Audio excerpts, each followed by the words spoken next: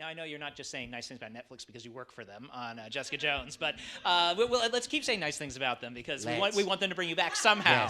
Yes. Because my year's free subscription runs out about now. So if they want to send me another one of those lovely cards they gave us on day one of Jessica Jones, I'd be very grateful. But if joining the world of one fandom wasn't enough with Doctor Who, suddenly you're in the Marvel fandom, and that's a whole other kettle of fish and super powerful fish. But when you signed on for it, was part of the attraction the idea of doing a villain after doing the Heroes for Songs? I guess so. I mean, I did what they asked me to do. It wasn't like they said, "Who do you want to play?" Do you want to be Jessica? Here you go. Yeah. No, they came to me with a project and with a part, and it seemed like a really good idea, and it was Marvel Comics, who I love, I always have done. So it was very exciting to be part of, and also hard not to be aware that they are the sort of biggest entertainment franchise in the world.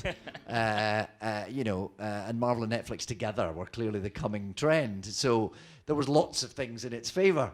But ultimately, you just go, this is an amazing character with an extraordinary set of given circumstances, and the scripts are really well written. Of course, I'm going to want to do that, yeah. The pressure isn't greater if you have characters that already exist, or in the case of the Avengers, some of them, had been cast and had their own films. Some of them were beloved from comics, but we were reinventing them for the films. Meeting everybody's expectations really just means meeting your own. It means that you understand these voices and that the people you're making the film for hear them the same way that you do. The people at Marvel are very clear that when you make a film of a comic book, or when you make a film with a character from another film, you cannot do exactly what was done before. You have to translate it to your own film, and you do it in their style, in their, sort of the house style of Marvel, which I grew up with and I feel I understand pretty well. But you have to make it personal, and you have to translate it to a new audience, to somebody who hasn't seen or read or any of the other things, while keeping the essence of the thing. And somebody will always argue with the way you do it, but nobody can argue with my passion for doing it. And I think that's what people are really looking for, more than the specifics of, well, in the comic, his costume had epaulets here. Why didn't you, blah, blah, blah. I think that the key to so much of, whether it's Richard III or it's any sort of, the villain needs to be somebody that is playful and devious, and you find so many rich layers of nuance within Loki. What was the key to him for you, to that character? Well, Ken and I kind of used Shakespearean villains as a touchstone.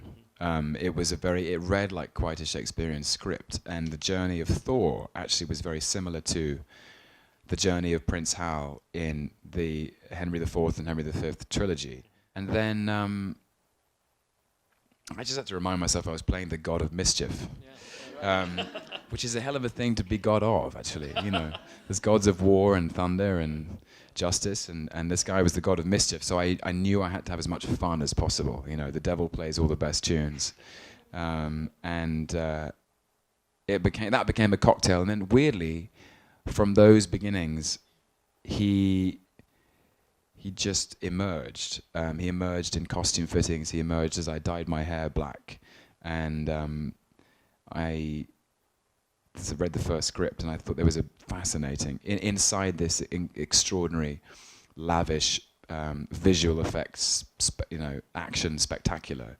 There was a very simple human drama about a father and two sons. How do you spend breaks during filming? Watching Netflix and reading books and annoying the second AD. What or who made you want to become an actor? I watched a film called Akil and the Beat, and Keke Palmer really inspired me. She really did. I try not to go in with one specific technique, because every job is so unique in its different requirements. So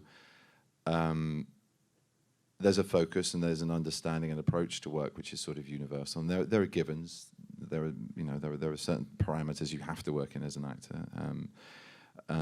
Sometimes they're the hardest to maintain. But drama school taught me about just being still and centered, and having a very kind of measured approach to text, to not jump the gun, to sit in the words for longer, not jump to intuition all the time, or at least if you had that first instinct, that you could then work a long way around it to come back full circle to that initial feeling of understanding a character or a moment or an objective or an obstacle to overcome. And it employed that language. So, it's all this stuff you get on acting page 1. And that was really useful, just to put the brakes on and just evaluate where I was with that, my real understanding of it, and not just skim over it, which obviously I think I probably had done a lot at school. It's important to have an open mind. I know it sounds like a very obvious thing, but obviously you are the vessel, and then on top of you and added into you are these personalities that you have to portray. So having an open mind, a blank sheet of paper is the first thing that I always encourage, as younger actors or whatnot, is to just throw away any ideas you've got and just let us just start building this character from the beginning. It's important to have a good eye for detail as an actor, just in terms of how people react emotionally, psychologically. If you can understand that in detail, it's a very good mechanism to use as an actor. It's important not to go to bed too late, because 6 a.m. calls are no fun.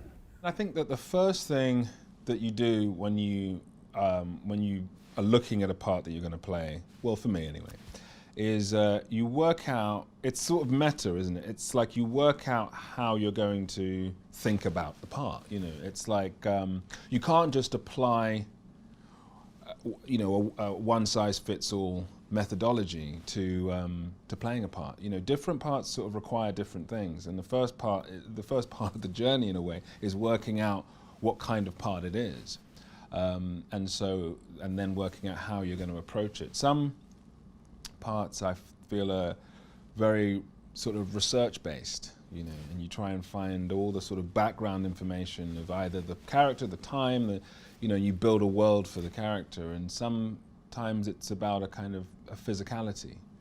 I've definitely, had parts where I've felt like if I understand physically this character, if I can do what this character does physically, then I'll get into the mindset, then I'll understand the character. It doesn't matter so much what they do intellectually. You have, in a way, become the master of accents. How do you work with kind of, getting the right vernacular and adopting kind of, so it seems authentic, so you're not thinking about it as you're doing it, kind of, you've mentioned with the Steve McQueen Widows, but with Black Panther, with Get Out, it's so authentic, and there's a level of, I'm not even seeing you, Daniel, I'm seeing, Chris, I'm seeing Wakabe, I'm seeing that person because their voice is so natural. How do you get into that? Mostly fear. I'll have a person who I know is from there and go, if they watch it, they will cuss me out. So I go, all right, cool, that's why I need to wake up and do all this work. Like, it's got to be an emotional reason. Do you know what I'm saying? All this kind of technique, it's like, why? What's your why, innit? So that guy is gonna be on WhatsApp gunning me. So I need to get on my A game first. And I just drill it every morning. It's an hours game. I'll just listen. I'll find a person who is that person who I think is similar, and I just listen to them. Hey, how does your work as a scriptwriter affect you when you're working on something like Thor or The Mandalorian, where you're coming in as a director for hire, but obviously you write and you write well. So how does that affect? It was challenging for me on Thor. It was challenging because, again, I wanted to control all of those elements, and having a script come in that was not really in my style. It was a good script, but it wasn't my style. So I found that hard. But I always get to do passes on script, so that was built into my contract on Thor. Was I could do a story pass and dialogue pass and stuff, and change a lot of things. And so, for instance, Korg was that character. I basically they said, oh, they've got this rock character, we'll maybe put him in for one scene. I was like, yeah, sounds good. Maybe I could play that character. Like, yeah, sure. And then I did my pass on the script. They're like, hey, this character is in this movie quite a lot.